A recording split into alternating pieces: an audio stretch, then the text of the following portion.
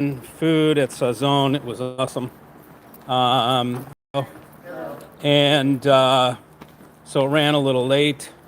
Anyways, we'll see if anybody is even aware that I got this damn thing going. If you guys are here, I'll give you some of my time again. Mikey reporting from South Florida, Bal Harbor, Miami area, and on vacation. But I am still going to give you my time on vacation. Whoa. And we got one guy, John Robinson. Hey, man, it's just you and me, brother. We're the team right now. Let's see if anybody else joins. I don't know how this works. These are ones that I'm shooting off the cuff right from my cell phone. So I don't know if, how people find out. So, well, there we go. We got 8. We're filling up. Clearwater, you're in Clearwater? That's cool, man. I like Florida. Florida's pretty awesome. We've been enjoying the spoils of Florida, known as Cuban food and Jewish deli and some other stuff. I'm going to sit right here. Okay. There we go. Oh, so went to, I don't know if you guys saw my video shorts from today. Actually, once we open up, I'm going to go in here because then I can prop my phone up as I go in here. Thanks, T. Okay. Okay. So I'm going to close this, give you guys my undivided attention. Right here's where I've been doing my live streams. Right in this chair here. So, hope my brother's doing well. Yeah, we looked at his finger today. Thanks, Ernie. It is healing. Dan in the house. What's happening, fellow tribers? What's up, Dan? Welcome. Dan is our patent attorney. Our tribe patent attorney and IP protector. 40 miles per hour winds and snow in Michigan. Oh, boy. Yikes. That's like blizzard conditions. So, to get to Hi-Fi today, I went to a place called,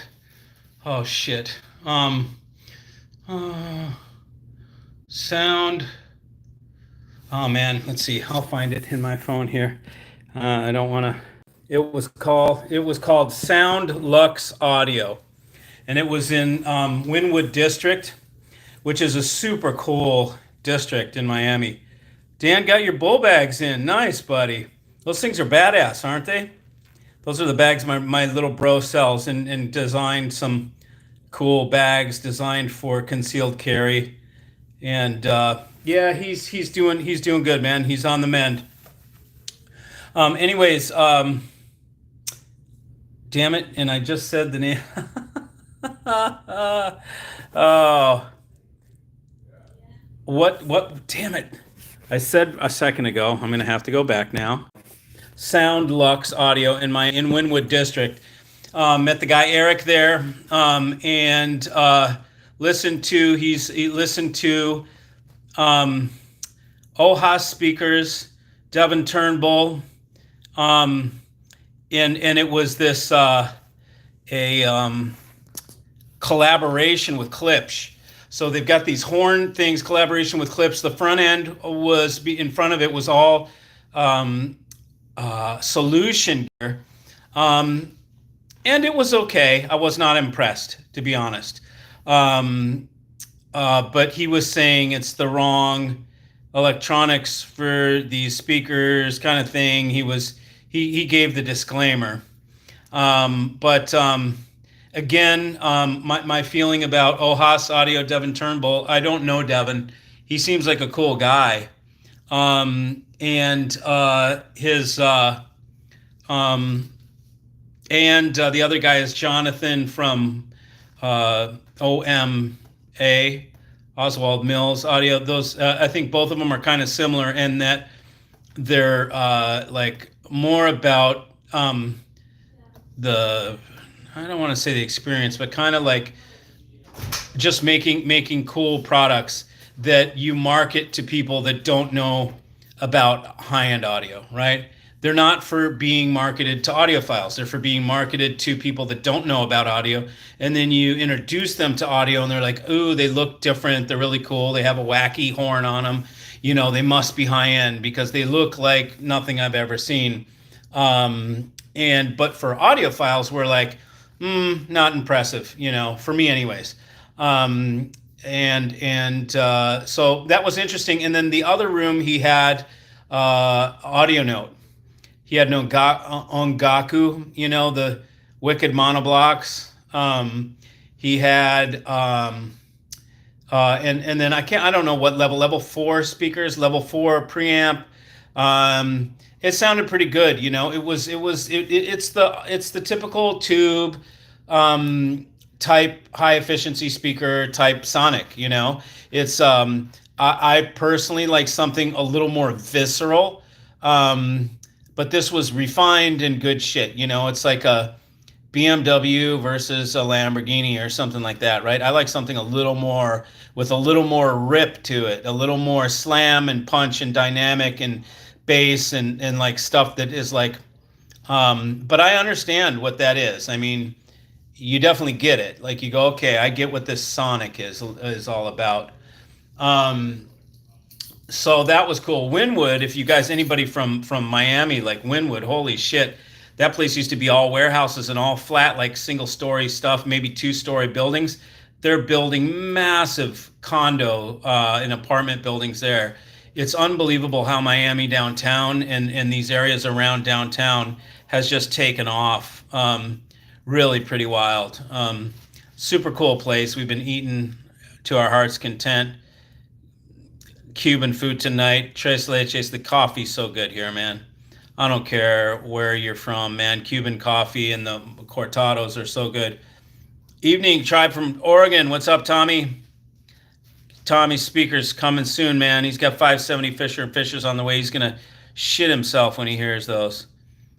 Hey, tribe. What's up, Dan? Hope everybody's doing well. How modified were those 100-year-old amps? They were just, brought back or whatever. They just had to... They had all the original iron, transformers and all that kind of stuff. Clearly, they're newer tubes. Clearly, they might have redone the chassis to make them rack mountable. But they were all pretty much stock. Maybe they put new wiring or something because the wire gets old. Andy, good evening from Des Moines with high winds and negative temps. F that, man. No way. No way. Joe says he loves South Beach. I know. South Beach is it's such a trip, man. You go there. It's so fun to go to because you go there. First of all, there's more ass here than a damn donkey farm. If you like to see beautiful people, I should say there's probably hot dudes here too, but I don't notice them. All I noticed is boobs and ass, and it's all over the place down here. And all the chicks are in total women. All the women are in full tilt competition to get your looks, man. And they look to see if you're looking. It's funny because you catch eye contact with almost every one of them. And they walk by like they're not looking. In the last minute, they check you out to see, is he checking me out? And you're like, yep, I am. And then there's a whole bunch of these Art Deco buildings, hotels, cool old hotels down there. Joe Stonecrab is in South Beach.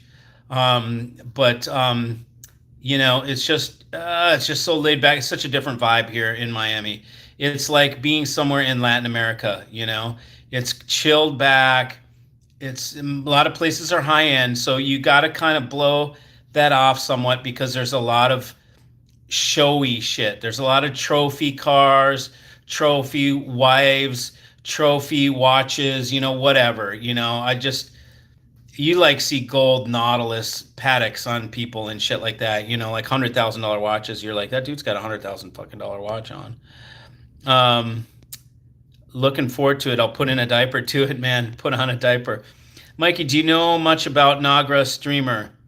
Steve Huff says that this streamer is designed by the Playback Designs engineer. That's true. So, and you know what? The Nagra Streamer, now that I think about it, does work with the Playback Designs DAC. So that's something special because I think the Nagra Streamer is less than the playback design streamer, but it's not as good. Um, Eat at the Versace Mansion. Yeah, I saw people going in and out of it the other day. I'm not that touristy for the tourist things like that. Um, we went and saw a butterfly garden, a botanical garden with like a butterfly garden, like or whatever, an aviary, like that we went in, and there were all sorts of different butterflies. It was really cool. They'd land on you and stuff, and we went scuba diving. We did e-foiling. We got to try spray paint tagging or graffiti painting. So and because Art Basil's ready to start, and there's this thing that we could go in, and they gave you spray cans, showed you how to do it, and we got to spray on a wall and spray and see what it's like to tag something, which was pretty cool. I thought it was going to be really hard and like I wasn't going to like it. I thought like I'm going to like try and make a design and it's going to look like shit and I won't want to do it. But as soon as I started to do it, I was like, this is cool. And then I got some other colors and instantly I was into it. I was like, I wanted to keep doing it. It was crazy. So, what's that? Give that to him. I don't have mine. I can't do it right now. Yeah, just skip it. For now, I can add it later or something like that. You know, I just can't do it in the middle of my stream. Anyways, so that was cool. And then we went to Wynwood Gardens, which is an outdoor. We went to this really cool. I mean, we saw a little bit of art in these galleries. Super cool shit. I like the Wynwood neighborhood. It's really cool. Hey, Mikey, what's the difference between marble versus slate? New Acora line is made out of marble and has Accuton drivers. Yeah, okay, so, so they're making it out of marble, which is a softer stone than granite. So one sounds like a kitchen counter, the other sounds like a bathroom vanity. The best is still slate. The best is still slate. You know, whatever. You can do marble. You can do, it's cute because you can put a light inside and make it glow, and it's kitschy. But I think slate has it beat out in the terms of sound, just because slate is a sedentary. I'm not sure how marble comes about, but I know that granite is a crystalline type stone. It crystallizes, when it forms. Whereas slate is sedentary, a layered shale, right? Like layers of mud that over millions of years have layered up. So if you take a side cut, you've got layers. Those layers help with resonance. They don't absorb.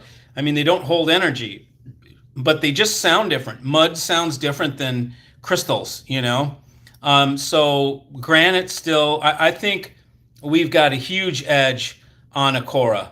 Acora is 10 times the price of Fisher and Fisher. And Fisher and Fisher, I think, is as good and different. And I like it better. Mikey, so with all the Brickwall digital recordings and streaming, how do you square with that? I don't give a shit. To me, source and mastering is very important to a good sounding setup. Whatever, dude. I mean, I get what you're saying. Okay, good recordings are important, but okay, so if you come from the thought of you need a good recording to have good sound, then you're fucked on at least half of the songs out there. Because at least half the songs out there aren't audiophile quality mastering, right? So in my rig, no matter how shitty the recording is, it's still going to sound great. So if you've got a system that sounds shitty with shitty recordings, you're fucked.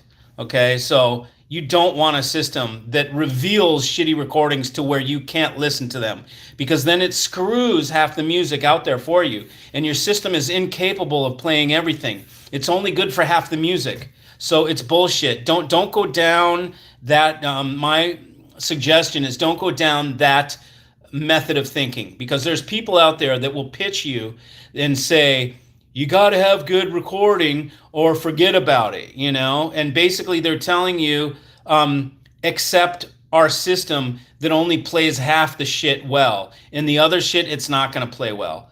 That is a shortcoming to me. Okay, the best sounding systems, you can listen to anything on it, and you hear a shitty recording, and you just, oh, it's not the best recording, but it doesn't run you out of the room. So it's not important. Okay, so you don't need to. The artists don't give a shit about your fucking experience. Excuse my language. About your experience at the home. I've talked to artists. And I ask them, do you give a shit about? No, I never thought about that. I never thought about the person's experience at home. So when people say it's what the artist intended, no, it's not what the artist intended. That's a crock of shit. There's maybe 5 artists that give a shit about what it sounds like. Maybe Steely Dan, maybe not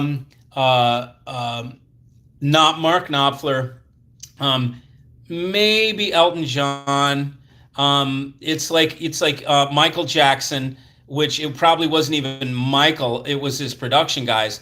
But so to think that the artists give a shit, they really don't, man. They make stuff that is just going to sound good on everybody's sound system, including shitty sound systems. So mastering and all that stuff, don't get caught in that rabbit hole. Buy some good equipment. It's like an excuse. I see it as an excuse. It's an excuse for a shitty rig. Oh, it's the recording. Yeah, it's not the recording. It's a shitty rig. And it doesn't mean it's not an expensive, well-made rig. It just means it's limited in what it can play. And to me, that's a total shortcoming. So don't go down that path is my suggestion. Does the length of a power cord affect the sound like speaker cable lengths? No. And so is shorter better than longer? No. So I can just, no, it's not, because then your speaker cable, the power cord goes into the wall, right? All that happens with the power cord is there's an interface at the wall that you call the duplex receptacle, and then you've got a 50-foot power cord through your house to your panel, your switch panel, and then you've got 150-foot run from the power cord from your switch panel all the way out to the pole, so it's all one giant power cord. So the length of a power cord does not. Now, the only way the length of a power cord affects the sound is if you put filtering in that power cord. It's built-in filtering. Then maybe the longer the power cord is, the more filtering it has. Or another option is you put capacitance into the power cord. So the power cord holds energy. It's like having batteries in the power cord. Then the more capacitance you have, you could make more bass, like that kind of thing. But to me, that's effery. You know what the F stands for? It's effery. Make a damn power cord that just delivers the power in the proper way to the gear, and then tune the gear the way you want to tune the gear. But do not tune your gear using power cords, or you can improve it, and you can extract a little more detail and information. Really, that's all you're doing by getting better chords, is you're getting more out of the music. You're just getting more information retrieval, but you're not trying to tune it. Oh, I need it more dull. Let me put some dull speaker cables in because it's too sharp. If you don't do that with your system, that is not the way to tune your system. If it's too sharp, your DAC is too sharp, man. Ease your DAC back. Get some speakers that don't have freaking metal tweeters. Like, take care of it the right way. Don't be a half-ass and go, I'm going to put a dull speaker cable in and try and tune out the harshness, because you don't get any better information. There's a way to tune a system, and then there's ways to half-ass a tuning where you're fooling yourself thinking that you're making it better, and really you're just band-aiding a big sore, Hey, Mike, how was the Cuban food? The Cuban food was outstanding, Julio. We went to a place in Bal Harbor called Sazon, and tonight I took it. They have a churrasco there. Is freaking incredible. The skirt steak. Forget about it. like so good. But I just don't eat that much beef anymore. I eat little bits. So someone else got it, and I got a little piece of it. That was all I needed. I cut it. It was just freaking delicious. I had camarón enchilado, which was fantastic, and aromarillo con frijol negros. And then we had tres leche and cortadito. Forget about it, dude. I'm like, it's Cuban crack. It's like, I can't get that shit back home. And even places that aren't Miami that say we got Cuban food and it's authentic. No, it's not freaking authentic. I don't care how authentic. I don't care if the chef is Cuban or whatever. It's not the same as it is in Miami. Because you know why? Because the people in the other areas, like say in Atlanta, they don't demand it to be freaking the best Cuban food. Down here, there's Cuban food everywhere. So everybody's competing to make the real killer shit. But up in Atlanta, you make half-ass Cuban food and people are like, oh my God, it's so good. And you're like, no, it's not so good. It's like people that don't know hi-fi, that hear a halfway decent system, and then they think it's, oh my God, this is so good. It's because they haven't heard enough hi-fi yet. They don't have seasoned ears. So they think it's great. And then that's all, the dealer can sell. He doesn't have to have the truly excellent stuff because maybe he goes after a different market. So it's the same with the Cuban food. The Cuban food was phenomenal. So I know that's a long answer. I could have just said it was great, but I went into it. Johnson says, what are your thoughts on the older Conrad Johnson Premier One? I don't know. Older Kojo stuff. It's good stuff, man. It's great in American Marquee. I think it's musical. Some people used to say kind of soft sounding. But 126550s, fuck that, dude. Excuse my language, but 126550s per chassis. Do you know what a clusterfuck that is? That is like, let's put 18, engines in this car. Let's make a tractor pull thing, and we got 6 Chevy 350 fully blown tilt, engines or whatever. 126550s, dude. Do you know what that's going to cost you to retube that? Do you know what happens if one of them's making noise? You hear like a weird emission, and you're like, and you hear it out of your left channel, and you're like, wow, I wonder which one of my 12 tubes is making the weird high frequency emission. I would stay away from that with a freaking 30-foot pole. I would never, ever buy something like that. You think it's a great option? You think it's a great option, dude, because it's cheap. There's a reason it's cheap, because nobody fucking wants it, dude. Okay? And you're going to be the guy that takes it on? You don't have you can't afford the newer shit. So you're telling me you're on a budget, but you're buying an amp with 126550s? That is not an amp for somebody on a budget. That is an amp for somebody that's asking for pain and suffering. So there's just too many places for liability with that. Too many places for liability with 126550s. That's just now it can be great, man. I mean, you can take a risk. Maybe they just put all brand new tubes in it, and and it's been gone over, and there's no leaking capacitors or anything like that. Typically, when you buy used audio gear, you're asking for repairs. By the way, we got 91 people watching, and I got 14 thumbs up. Can you guys click the thumbs up? Just help me with the algorithm. Just click the thumbs up and help me score a little better. I don't even know what it does, but it's supposed to be good. So smash that thumbs up button, please. And it doesn't do anything for you guys, but it just helps me out. You don't need it. It's not going to make anything worse for you. Thank you all. What are my thoughts? Okay. And so with those, in regards to buying older used gear, many times it can work out. And if you get somebody that's really babied their gear and or refreshed it, had it brought up to current spec, then it can be good. But typically, a lot of times it's 50-50 shots. Sometimes you get something that's older that needs the work. And if you get an amp that has 126550s and it hasn't been gone through, and you need to be the guy that goes through it, it's going to be thousands of dollars. That's all there is to it. I mean, 6550s nowadays, I don't know how much they are. I'm guessing they're if they're $50 each, you're at $600. And then if it needs recapping or something like that, you're at another, $800 or something like that. But they can work out. Typically, if you're going to buy used, buy solid state. It's a little easier of a bet, or better of a bet. Hi, Mike. My speakers are lead lined. Was that a common thing in speaker making? A good enclosure makes a huge difference. I don't think it was common. Lead is poison.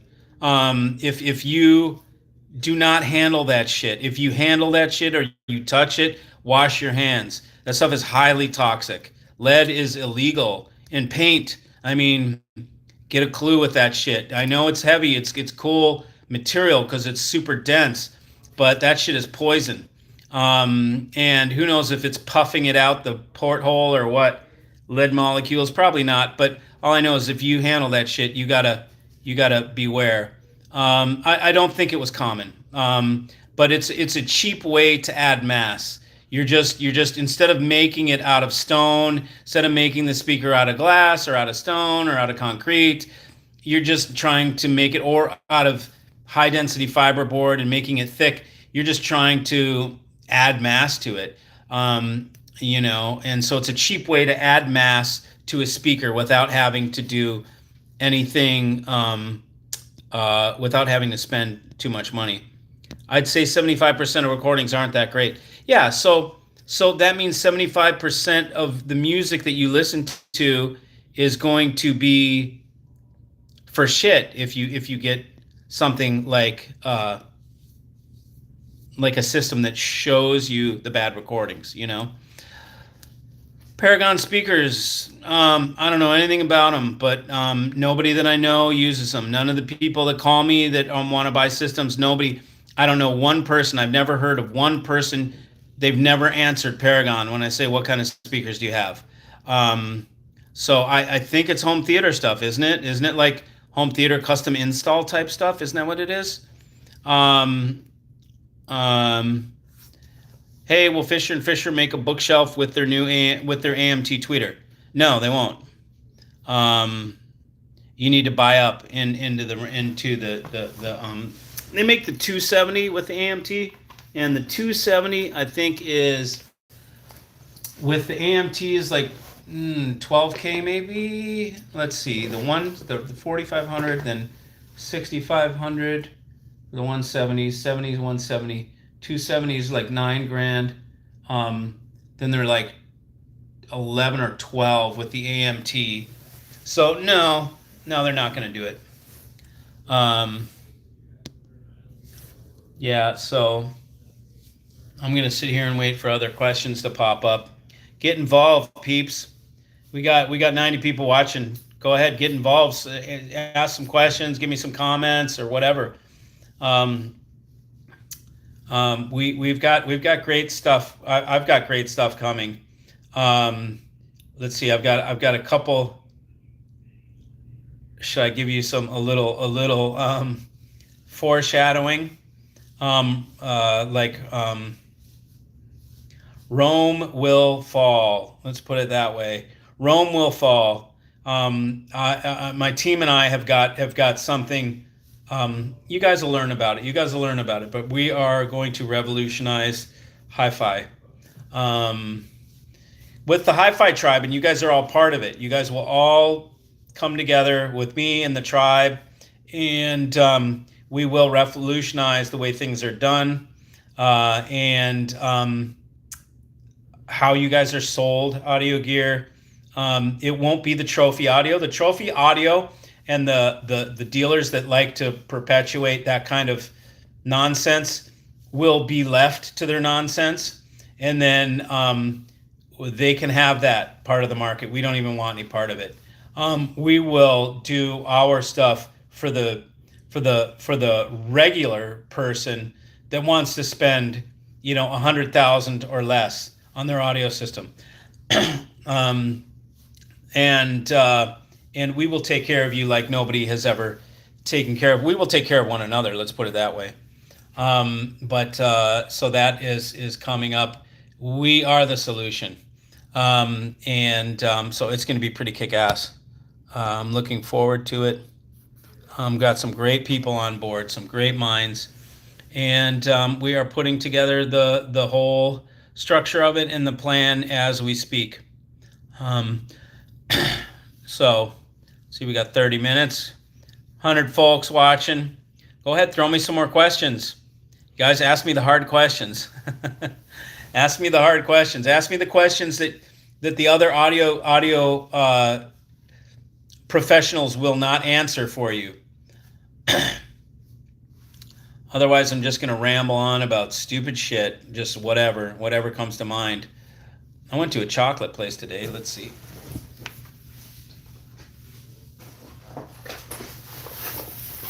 This place, Ben B. Coco. See, doesn't that look like a Wynwood type bag?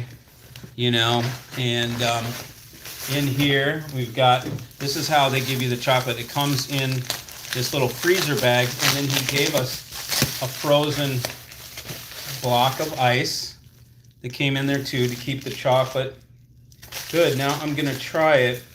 What I typically get is I get dark chocolate. This is 70% and single origin, and I like to, this is how I judge what they're all about, is I try the dark chocolate, and then it can tell me a lot. So I will, it's cold.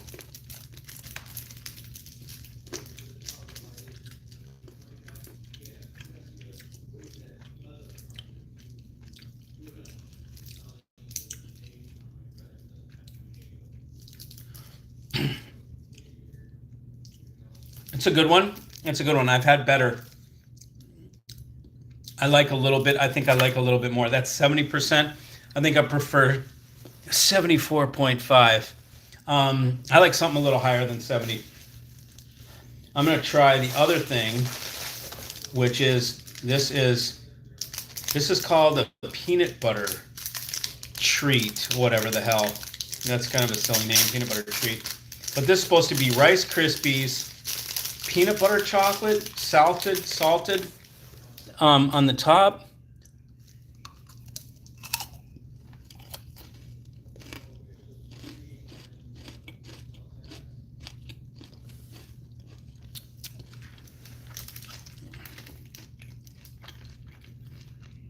Wow.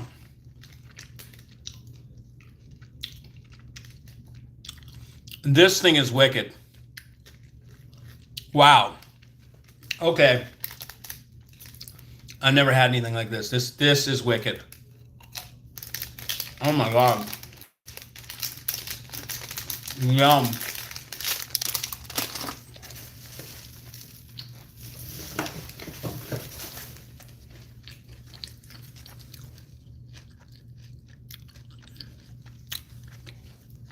It's in reverse, so you can't. Okay. www.ben, B-E-N, B, letter B, Coco, C-O-C-O.com. www.benbcoco.com. Go to this website, order yourselves the peanut butter, I think they call it the peanut butter treat. It's got Rice Krispies. There's some caramel in there. See that layer of caramel on the top? That's a top layer of caramel. And then a coating of peanut butter chocolate with sea salt on top.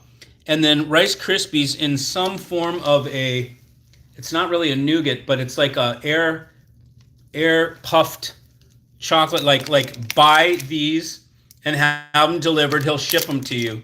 I think they overnight them or something like that. Try this. This is something truly unique and different and special. Hell yeah.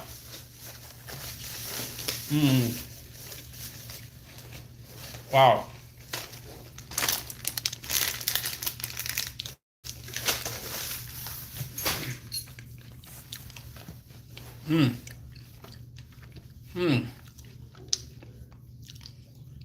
Incredible. Freaking incredible. Wow. What can I compare it to? It's better than it's like the closest thing I can think of is I can't compare it to shitty normal candy. That is good shit. Uh-oh. Those things are good. Okay, so let's see. Paragon speakers. No, Fisher and Fisher. You guys still haven't even asked me any questions? I thought somebody asked some shit. Okay, so anyways, I got 91 of you all sitting here hanging on my words. No one wants to interface with me. Type some shit up, man.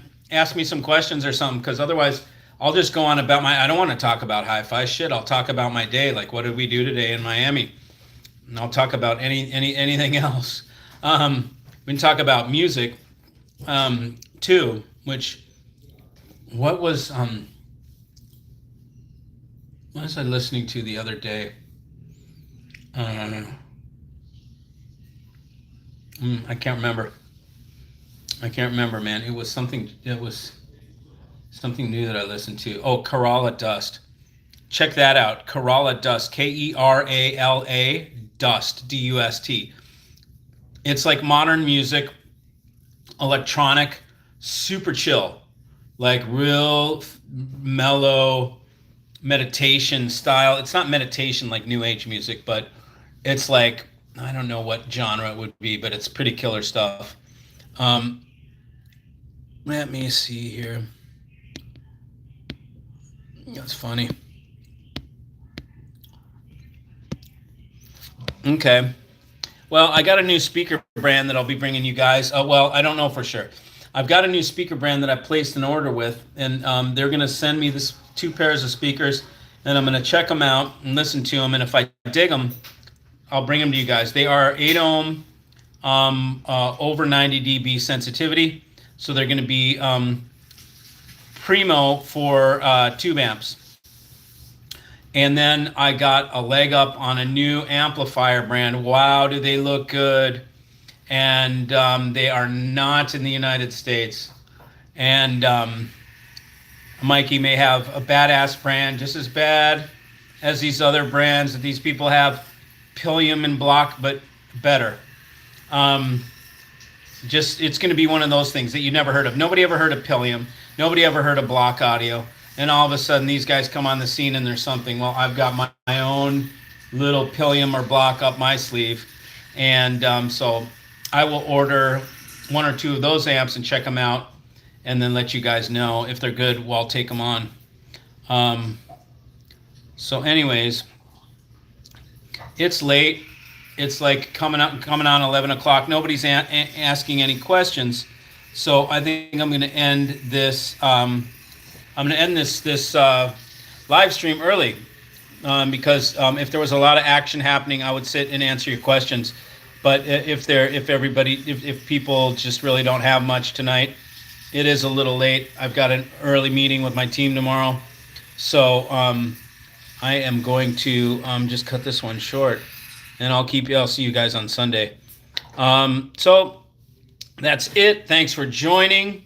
I will see you all on Sunday, 9 o'clock. I'll be back in Atlanta, and then I will talk to you then. Okay, so thanks for joining, everybody. See you.